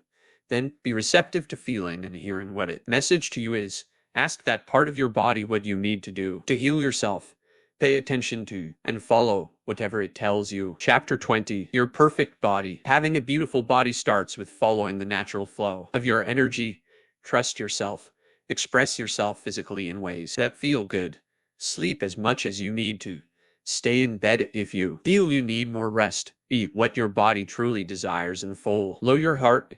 If you're willing to trust your body, you'll learn what's best for you. It sounds simple enough. The problem is that we've been taught to distrust our bodies and see them as needing to be controlled. Some religions even suggest that the spirit is good and the body is a weak, sinful tool of the devil. Although we have evolved to the point where these beliefs are not generally expressed openly, we still respond to our bodies with mistrust. As a culture, we're accustomed to ignoring our bodies and their needs. Our minds tell our bodies what to do. We decide that a 9-to-5 workday, 3 meals a day, is a reasonable way to live. Then we expect our bodies to cooperate, even if this doesn't feel good. We've also developed, intellectually, theories for what's good for us and what isn't. What foods we should and shouldn't eat. As children, we usually adopt parental and societal rules and habits regarding food. Even if you want to eat something else for dinner or want to eat at a different time, you're most likely expected to conform to the norms of the system. The body can tell you one thing and society another. Many of us learn to distrust ourselves at an early age.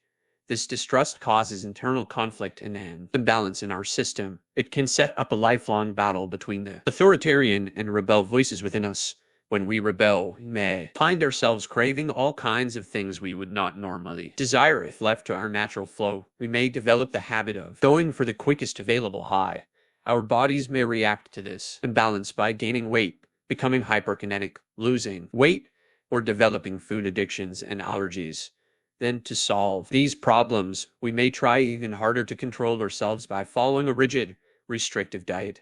This causes us to feel deprived, so eventually, the rebel takes over again and brings on the very foods we were trying to avoid. We may play this same conflict in regard to physical exercise.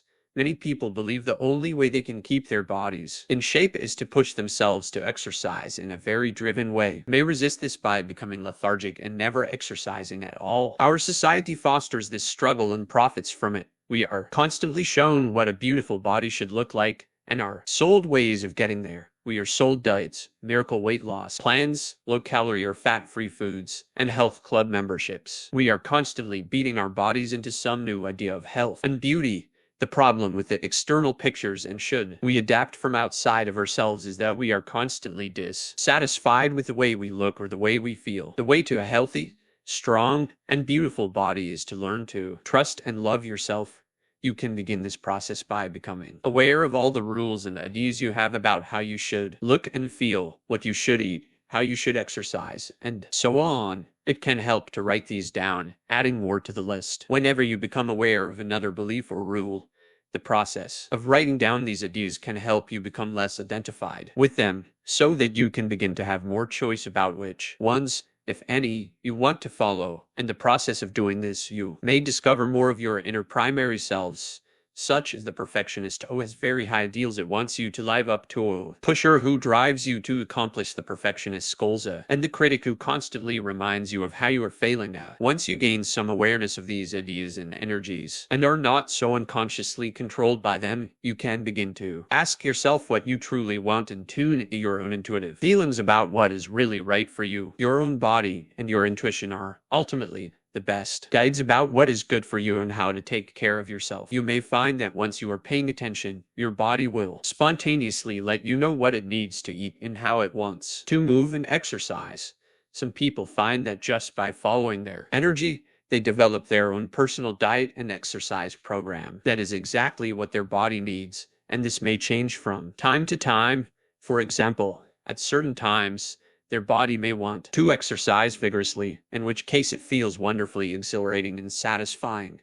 At other times, it may want to rest or exercise very gently. Many people find that they need additional information and structure, in which case their inner guidance leads them to the appropriate books, nutritionist, exercise coach, doctor, or teacher. It is perfectly fine and it can be very helpful to follow someone else's diet or exercise program as long as it feels right for you. The process of healing your relationship to your body may take some time and require some help and support. Our feelings about our bodies are usually connected to very deep issues related to our self-esteem, our identities, our families, our sexuality, and so on. It can be helpful to have the support of a therapist while exploring these core issues. If you have chronic weight problems, food addictions, or an eating disorder and are not currently in therapy, I strongly recommend seeking help from a therapist, support group, or treatment program that specializes in these issues. Fortunately, these days, there are many excellent programs and counselors in this field. Many people also find help in this area through Readers Anonymous, one of the 12-step programs, which are free and available in most cities. Assertion. One of the most important keys to creating a healthy, beautiful body is learning to assert yourself consistently in your life. I have found that many people with body issues have a pattern of doubting themselves, of being afraid to trust their feelings and act on them. They especially need to learn how to say no to others when they don't want to do something. I've worked with don't have strong personal boundaries that they try to please and take care of others and allow others to intrude on them and take advantage of them. Thus, they need to use extra weight as a buffer, a way of creating some distance from others. Women, in particular, may fear that by becoming slim, they will be too sexually attractive. They are afraid of attracting unwanted attention or energy and don't trust themselves to know how to deal with it. Some people are afraid of feeling too sensitive and vulnerable and not knowing how to protect themselves. Others are afraid of being too spaced out of they use their weight to ground them. If you have these fears, you can diet forever and you will not lose weight or keep it off because you are unconsciously needing it. This is why the process of assertion is so vital. When you learn to back up your feelings with action, you create an internal strength and protection. You feel safe to move into new situations and attract attention and energy, knowing that you will be able to say no to anything that doesn't feel good to you. You know that you will be true to yourself and take good care of yourself. Your female aspect feels safe and supported, knowing that your inner male will back her up. My experience has been that once people learn assertion, they are able to lose weight more easily and naturally without deprivation. The increased energy circulation in their bodies dissolves the blocked energy and the extra weight gradually melts away. They no longer need it for strength or protection, so they release it effortlessly. If any particular diet is needed, they are guided to the appropriate nutritionist or diet planner, or they feel intuitively what they need to be eating and find it appropriate and enjoyable to do so. Waiting excess weight. If you're always waiting to be do or have what you want, your energy gets blocked and your body may reflect this in excess weight by expressing yourself directly and doing what you want. When you want, asserting yourself, energy will move freely through your body and this circulation will dissolve excess weight. The more you're willing to be yourself, the less you will need to use food as a substitute nurturer. You will be receiving the natural nurturing of the universe. The key to self-assertion is to take action on your feelings and intuition. I've seen people lose weight simply by doing something they've been afraid to do or by expressing some feeling they've suppressed. By continuing to do this, you dissolve blocks and your weight balances out. At first, the prospect of asserting yourself moment to moment can be frightening. We're not used to stating what we need and taking action to give it to ourselves. It takes a conscious effort to tune into how we feel and risk doing it. Once you start doing this, though it feels so good that you'll want to keep doing it, you'll lose weight, have more energy, and look more alive and beautiful. There really is no turning back. The alternative is numbness and death. Every time I follow my inner voice, I feel more life energy flowing through me. Every time I go against it, I can feel a struggle in my body and a heaviness and tiredness. If I continue to push myself past what my body wants, I become increasingly tired and lifeless. One of my clients was about 80 pounds overweight when she started working with me. She tried every conceivable weight loss program in an effort to lose weight but had not successfully solved her problem. Then, as she learned how to trust and take care of herself, she began to heal herself by expressing her suppressed feelings. At a weekly support group that I led, she was encouraged to express herself directly, saying what she felt and what she wanted. She began to trust her body and started eating only what she really wanted. She grew physically and spiritually lighter, and after a few months, she had lost about 40 pounds. At this point, she thought she'd gotten all she needed from the group and wanted to drop out, even though she was still carrying a lot of excess weight. I felt that she was still holding back a lot of feelings. However, so I encouraged her to express what she was still waiting to say. She shared that 3 members in the group had started to bother her and she didn't feel safe in sharing her feelings with them. They reminded her of people and painful events from her past. In them, she saw her husband, her son, and herself mirrored.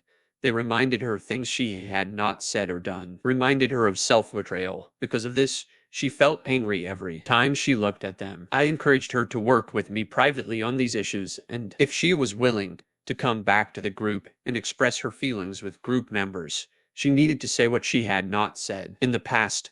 She did do this. Because of this, she began to heal her old emotional wounds and forgive herself for the past.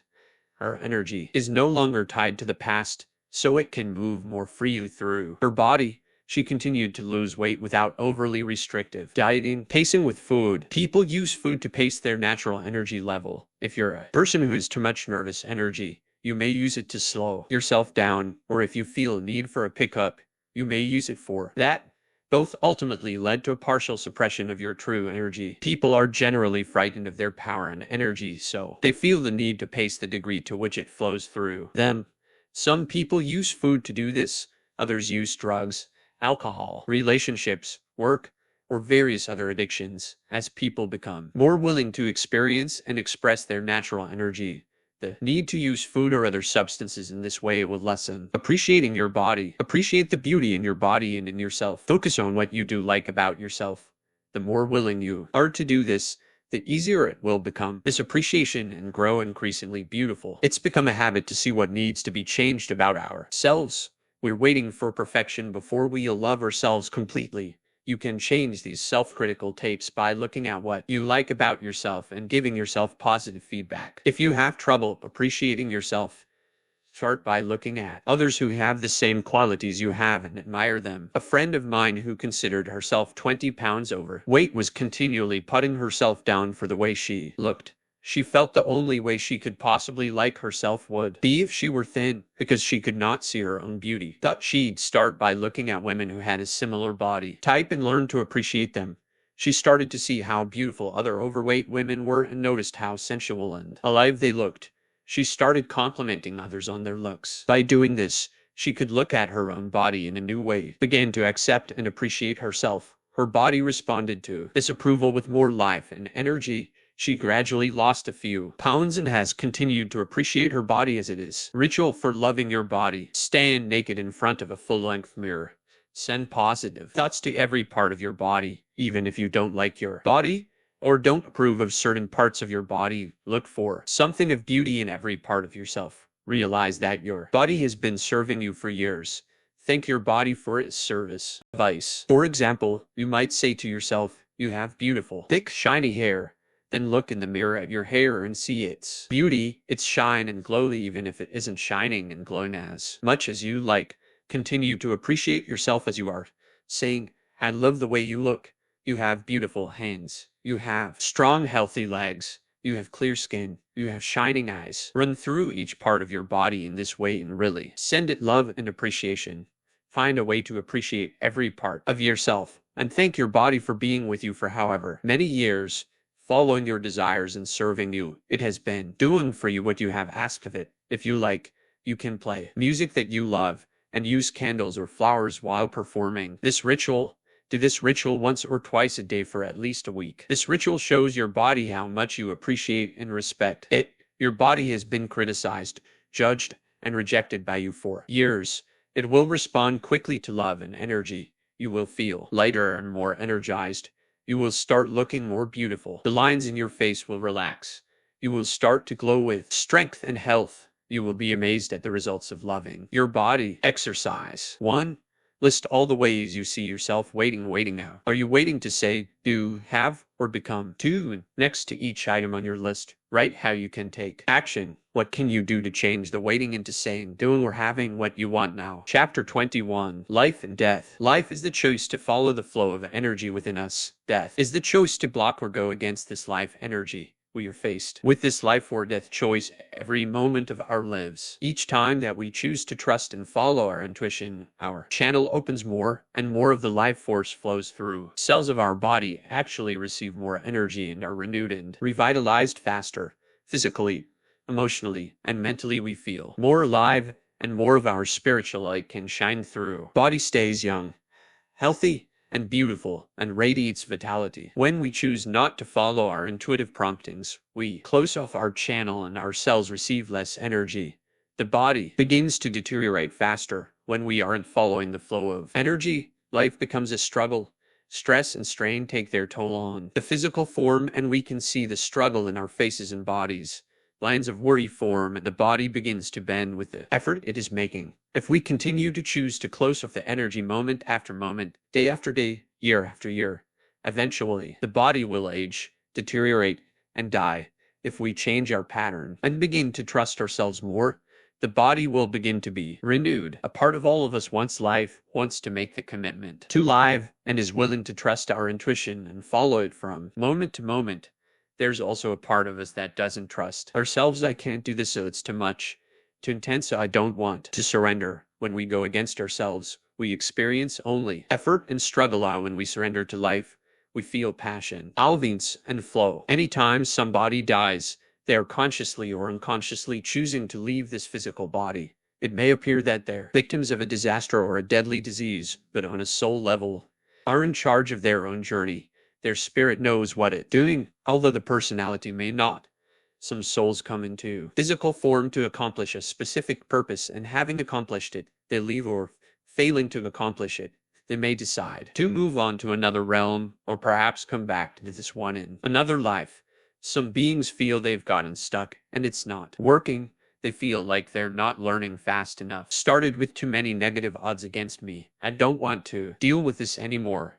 I'd rather start over. By consciously making a choice for life, you would influence the choice of those around you, moment by moment. If you choose to trust your intuition and act on it, you're choosing Alevines rather than death, and you're increasing the Alevines that radiate from you. Anybody who is connected with you will feel this, and it will strengthen the choice they make to live. The more we choose to follow the life force, the healthier and more vital our bodies will become. By living as channels for the universe, it's possible to become more energetic, alive, and beautiful as we get older, rather than less so. We will no longer leave our bodies unconsciously through accident or illness. We will stay in the physical body as long as we desire, and will make the conscious choice to leave at whatever time we desire to do something else. Death, when we choose it, will not be a tragedy, but a conscious transition into another realm. Meditation. Sit or lie in a comfortable position.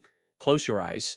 Take several deep breaths and relax your body. With each breath, let go of everything in the way of being with yourself. Slowly relax into that core place within. Recall a recent situation where you chose not to follow your energy, when you did not do what you wanted to do. See it in your mind. See yourself going against what you knew to be true for you. Then notice how you looked and felt physically, mentally, emotionally, and spiritually. Now go back to that same situation and see yourself doing exactly what you want to do, or see yourself choosing to follow the energy. Then notice how your body feels. Notice how you look and feel about yourself. Spend a few minutes feeling what it's like to trust yourself and act on what you want. Exercise. Keep a journal of some of the decisions you made during the day. Notice when you did what you wanted and when you chose not to. And write how you felt about the choices you made. Notice how you felt physically and emotionally. As you become more aware of when you follow your energy, when you go against it, and the results of each, you'll increasingly choose life and Alevines in each moment. Chapter 22. Transforming our world. Transformation begins on an individual level and moves out into the world. The more I'm learning to trust my intuition and act on it, and the more I'm willing to experience and accept all my feelings, the more the energy of the universe can move through me. As it comes through, it heals and transforms me and everyone and everything around me. This is true for each one of us. The more you are willing to trust and be yourself, the more life energy will move through you. Everyone around you will benefit from your energy and begin to trust and be more themselves. In turn, they become powerful channels for everyone in their sphere of influence. And so, transformation spreads rapidly throughout the world. You may have heard of the 100th monkey syndrome. Japan, in 1952, scientists were studying the behavior of wild monkeys. The principal food of these monkeys was sweet potatoes. One day, they noticed one monkey do something they had never seen before. She washed her potato before she ate it. She repeated this behavior on subsequent days, and soon they noticed several other monkeys washing their potatoes before eating them. More and more monkeys began to do this. Then, in 1958, after all monkeys on the island were exhibiting this new behavior, scientists on nearby islands began to report that monkeys on their islands were also beginning to wash their potatoes. There was no physical connection between the islands, and no one had transported any monkeys from one island to another. This study illustrates something of overwhelmingly powerful importance for the human race and for our planet. Washing potatoes was a new level of evolution for these monkeys, and when enough of them had accepted it, it was apparently transferred to the monkeys on surrounding islands without any physical contact or direct communication. This is how the evolution of consciousness takes place. Every individual's consciousness is connected to and is a part of mass consciousness. When a small but significant number of individuals have moved into a new level of awareness and significantly changed their behavior, that change is felt in the entire mass consciousness. Every other individual is then moved in the direction of that change, and the whole thing may have started with one individual who first made the leap. So often we look at the world around us and feel terribly helpless to effect any significant positive change. The world seems so big and in such a mess, and we feel so small and powerless. 100th Monkey Story helps us to see how powerful one individual, or a few individuals, can be in transforming the world. Because the world truly is our mirror. As we change, it must change. You can see this easily in your personal life. As you develop the habit of trusting and taking care of yourself, you will gradually release your old patterns. Soon, you notice that your friends, family, and business associates all seem to be feeling and acting differently as well. Things that previously frightened and upset you seem to have lost their emotional charge. Even the serious problems of the world, while they still concern you, may not seem quite as scary as before. The reason for this shift is that you are beginning to feel the power of the universe inside of you. To the degree that you experience the presence of the universe in your own body, you don't feel afraid. Of course, every time you open up to more power, more of the old fear gets flushed to the surface and released. So in the healing process, you will experience alternating states of power and fear. Gradually, however, a solid base of trust will be established within you. Others will feel this and it will find the support to open up to more of their own power and truth. The people and things around you will reflect you in increasingly positive ways. The more light you allow within you, the brighter the world you live in will be. Creating the change. One idea I frequently encounter, especially in groups of spiritually oriented people, is that all we have to do to change the world is think more positively about it and visualize the change we desire. Visualization and affirmation are powerful tools. I use them often and strongly recommend them as part of this process. After all, I wrote creative visualization, and I deeply believe in the effectiveness of the techniques it describes. There is another part of the process that is frequently ignored. However, it is just as important. If the world is our mirror, then whatever we see out there in some way reflects what is in us. We must take responsibility for it and be willing to transform it within ourselves if we want to see it change on the outside. So, when we look at the world and see poverty, pain, violence, and chaos, we must be willing to say to ourselves, what is the poverty, pain, violence, and chaos within me that this is reflecting? I know that my world is my mirror and, in a sense, my creation. If the things I see weren't in me, they couldn't exist in the world. The trick here is not to take on blame or guilt for the world's problems. None of us is truly responsible for other people's lives. We are all co-creating this world together, and we are all doing the best we know how. We are here to learn from what is not perfect, rather than blame ourselves for it. We need to adopt a positive attitude of responsibility, saying, I am willing to learn to trust and follow my own inner truth, knowing that as I do, I will release the pain and fear within me and thus heal the pain and fear in the world. Such a vow is very powerful, and to follow through on it is no easy task. To do so, we must be willing to move through the deepest layers of our consciousness and recognize not only our own personal fears, but also centuries-old negative beliefs of humanity that exist in our bodies.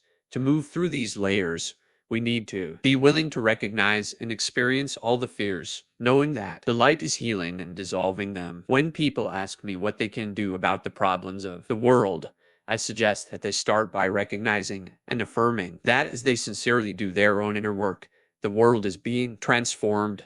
I tell them to look at the social problems that frighten or disturb them and determine what fear or pain it touches within them and how it reflects their personal situation. For example, if they are disturbed by reports of violence, ask them to look at how violence has played a part in their lives. Has someone been violent toward them in their early years? Have they had violent thoughts and feelings? Have they repressed or disassociated from their own violent feelings? In what way have they done violence to themselves internally, harshly criticizing themselves, and so on? It has been my experience that many of us need help in the form of supportive therapy or counseling to deal with deep levels of emotional healing. For some people, there's a certain reluctance to seek such help, perhaps because they fear it's an indication of sickness or craziness. Our culture tells us that we should be totally self-sufficient and that needing help is a sign of weakness. Reality, we all need support at times, and it is a sign of strength to reach out for appropriate help. Personally, I have sought therapy of various types many times in my life, and it has helped me greatly as long as I trusted my own intuition about who to work with. If you are deeply touched by the poverty in which much of the world's population is currently living, you may feel moved to make some external gestures to help alleviate someone's pain. Contribute some money, do some social or political work. At the same time, look within yourself to see in what way you believe in or support poverty or scarcity in your own life. This may not be a question of money, or you may be living in some form of emotional or spiritual poverty while surrounded by material luxury. You may be at peace spiritually and emotionally, but holding on to a belief that money is evil, thus keeping yourself in a state of financial poverty. Poverty, on both a personal and worldwide level, is supported by our mass consciousness belief in scarcity. There is not enough to go around of whatever we need of money, food, love, energy, appreciation. So, we create a world that supports that belief. There have been studies that show that there is plenty of food produced in this world to amply feed everyone. Because of our underlying belief in poverty, we allow food to be thrown away in one place while millions are starving to death elsewhere. If you are concerned by environmental issues, consider this point of view. Mother Nature is symbolic of the nurturing, feminine aspect of ourselves. Disrespect and lack of harmony with nature are only possible in a society of individuals who disrespect and disregard their own feminine, intuitive nature. If you are attuned to your inner guidance, there is no way you can become severely out of balance with your natural environment. Just as our bodies are the manifestation of our consciousness in physical form, the earth is the manifestation of our mass consciousness. In a sense, the earth is our collective body. The way we treat her mirrors the way we treat our own bodies. The lack of respect and atonement afforded to our bodies is demonstrated on a global level by the way we treat our earth. Until we learn to love and trust our bodies, to listen to their signals, to give them the food, rest, and nurturing they need, to stop polluting them with drugs and unwholesome food, and to stop trying to control them with our ideas about what's right, I believe we will continue to mistreat our earth body. We must be willing to recognize and heal any form of violence, poverty, and imbalance within ourselves as individuals. If we hope to eradicate these problems from our world, healing does not take place on a personal or planetary level as long as we hide or deny our feelings. All feelings, beliefs, and emotional patterns must be brought to the light of consciousness in order to be transformed. When the light shines into the darkness disappears. World healing. People frequently talk about what terrible shape the world is in. In many ways, things seem to be going from bad to worse, and this can be very frightening. It has helped me considerably to recognize that the world is currently going through a major healing crisis, very similar in form to what many individuals are experiencing. When we as individuals begin to wake up to the light, we also begin to become aware of the darkness in which we have been living. The patterns of living which formerly seemed normal begin to look crazier and crazier from the perspective of our newly acquired sanity. Fears and distortions that have been denied and ignored because they were too painful to look at begin to come into our consciousness in order to be released. Swept under the rug, come forth to be solved. This is what I see happening on a worldwide level today. If we recognize the seeming chaos and pain in the world as a giant manifestation of our individual healing process, we can see that it's a very positive step. Rather than feeling like victims, we can recognize the power of the universe at work. We can appreciate ourselves as channels through which the world's healing is being manifested. Social and political action. Some who have heard these ideas become angry because they believe I am endorsing a narcissistic self-absorption that denies the problems of the world and negates the necessity of social and political action. Upon further discussion, I am usually, although not always, able to make them understand that this is not the case. Being willing to deal internally and individually with the original source of the problem is simply the most practical and powerful. For more of my thoughts on this topic, read The Path of Transformation: How Healing Ourselves Can Change the World. Way to effect real change. It does not deny the necessity of external action on a large scale. The issue for me is the source and motivation for that action. I find that people are frequently moved by their own good ideas more than by their inner guidance. Often they are motivated by their feelings of pain, fear, and guilt into wanting to do something to make it better. They are coming from a position of helplessness and fear, struggling vainly to do something to eradicate these feelings. Unfortunately, this approach only perpetuates the problem it is trying to solve. The underlying cause of the world problems is the pain, fear, and ignorance we experience from being disconnected from the power of the universe.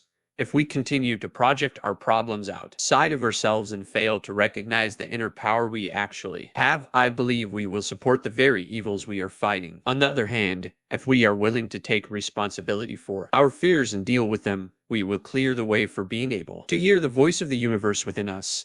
If it tells us to take action, we can be sure the action will be powerful and truly effective. For example, a woman friend of mine became very active in the nuclear disarmament movement when she talked about the issue and her work. It was obvious that she was feeling absolutely terrified of the possibility of nuclear war. This is actually a reasonable reaction, given the world situation. The problem, as I saw it, was that she was not recognizing her own terror and the issues of powerlessness and death that she was struggling with internally. Actions and words had a frantic quality, almost like a drowning person clutching vainly for something to hold onto. Gradually, over several years, I saw her work through this phase of her process. I believe that she reached a deeper level of trust in the universe. She continued her anti-nuclear activity because it was something she deeply believed in and found great satisfaction in doing so, but the energy was quite different.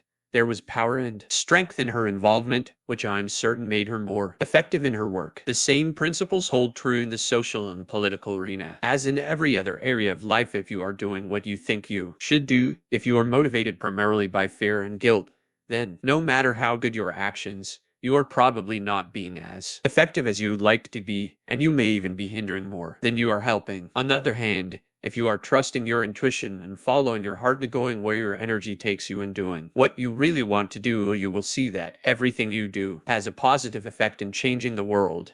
You will be able to recognize the transformational nature of your actions.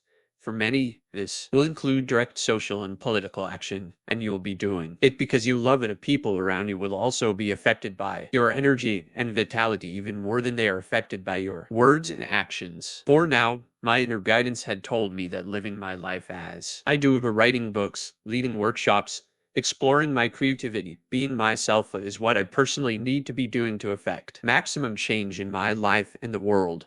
I've also gotten a strong feeling that I may someday be actively involved in politics as I was earlier in my life, or perhaps even occupy a political office of some sort. Although I have no particular desire to do this at this time, I know that if that's what I'm meant to do, I'll find it an exciting adventure. I'm curious to see what the universe has in store for me. The media. I was once informed by my inner guidance that television would be the savior of the world. I resisted this idea because I am not a TV buff. I did recognize, however, that as mindless and idiotic as much television programming may appear at this time, television is obviously an extraordinarily powerful tool for reaching millions of people instantaneously. I think it is no accident that it has been developed at this time and is to be found in most homes in the world. Although currently controlled primarily by people whose consciousness is thoroughly embedded in the old world, there are even now occasional flashes of awareness. It is only a matter of time until New World consciousness begins to penetrate television programming in a regular and significant way. Television is undoubtedly a major educational tool. Universe in charge, it can literally become a channel. It could provide a network for instantaneously reaching a majority of the world population with conscious and creative new ideas. Can you imagine housewives watching soap operas in which people go through all the usual human dramas, but instead of the typical doom and despair, there is an attitude of learning and growing through life's changes? It could be highly entertaining, with all the usual sex and romance, birth and death, drugs and disease, marriage and divorce, but the characters could be seen to use their trials and tribulations in a positive way to evolve in consciousness, just as we are learning to do. Once the housewives get it, it's certain that children and husbands will get it in short order. It's obvious that the power of the media, the movies, radio, newspapers, magazines, and books, as well as television, is unmatched in its potential for fast positive change once our mass consciousness is ready for that shift. A 5-step process for personal and planetary healing. 1.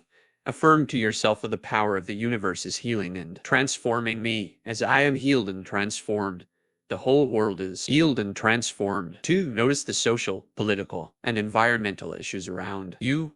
Pay particular attention to those that trigger the most emotional reaction in you.